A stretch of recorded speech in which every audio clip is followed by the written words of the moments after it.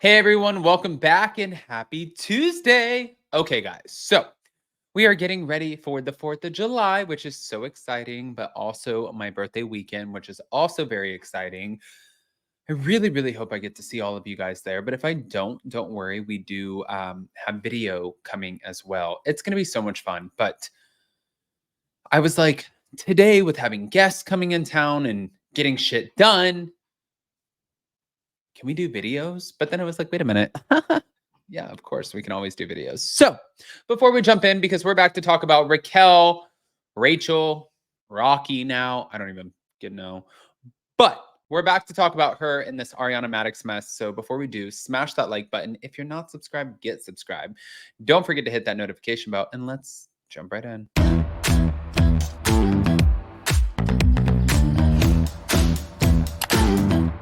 Cause no one can do it like we do it, like we do it, like we do it. Cause no one can do it like we do it, like we do it, like we do it.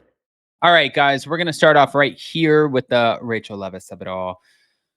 Oh, man. Raquel Leviss is responding to Ariana Madix's request to be dismissed from the revenge porn lawsuit that she filed against her earlier this year. Now, according to a new report, the 29-year-old Vanderpump Rules alum recently filed in opposition to her former castmate's request to be dropped from the case, in which she's also accused of violating Raquel's privacy and eavesdropping. And this was after Ariana denied sending the sexually explicit FaceTime recordings taken by her ex-boyfriend Tom amid his months-long affair with Raquel. On June 29th, In Touch Weekly confirmed that Raquel's attorney had called Ariana's request for dismissal frivolous. Indeed, the conduct at issue is not Madix's exercise of free speech, but instead her unlawful theft and distribution of sexually explicit videos of Raquel. Although Madix attempts to recast the lawsuit as an attack on her right to speak freely on matters of public concern, it is no such thing. Maddox does not have a free speech right to break into the phone of her boyfriend and siphon away non consensual pornographic materials, nor does she have a legal right to disseminate such material to menace and terrorize.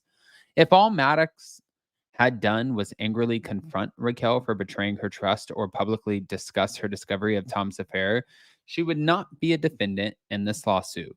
But that is not what is at issue. Her actions went well beyond protected speech, and her anger, however understandable, provides no legal cover for lashing out at the plaintiff in violation of multiple criminal laws. Now, Raquel also made her own declaration in the newly filed document, saying, Sandoval never asked my permission to record them, and I was not aware he was doing so. Had he asked, I would have said no. If I had known he had done so anyway, I would have been furious and demanded he delete them.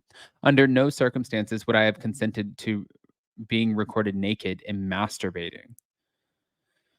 Now, according to Raquel, Ariana sent 3 messages after learning of the affair, 2 of which allegedly were recordings of the FaceTime sessions, and a third said, "You are dead to me." I looked at the video recordings, which did not look familiar, and I saw that they depicted me undressed and masturbating with Sandoval's face visible in the corner of the screen. I realized that these recordings depicted my private, intimate video calls with Sandoval, which he had evidently recorded without my knowledge or consent. These particular recordings were captured in or around February 2023 while I was in a private residence. Given Sandoval's apparent practice of secretly recording me, I have every reason to believe that he captured additional sexually compromising videos and or images of me. None of these intimate conversations were part of Vanderpump Rules. They were private communications reflecting a clandestine affair. Neither their contents nor their existence were ever supposed to see the light of day. I had every expectation of privacy and remain appalled that Sandoval has put me in this position. Continuing on, Raquel said that she was alarmed by the messages Ariana sent her because they came from Ariana's phone, not Sandoval's.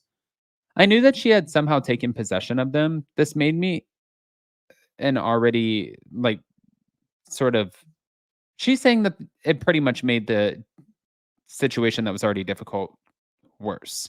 But from the tone and tenor of Maddox's messages, it was clear that she was furiously angry. And given the circumstances, I was not surprised at her anger, but I was extremely alarmed and fearful about her intentions, given the course of conduct she had evidently embarked on. It is not just that Maddox had discovered the recordings and confronted me about their contents. If that were all that happened, Maddox would not have been named in this lawsuit.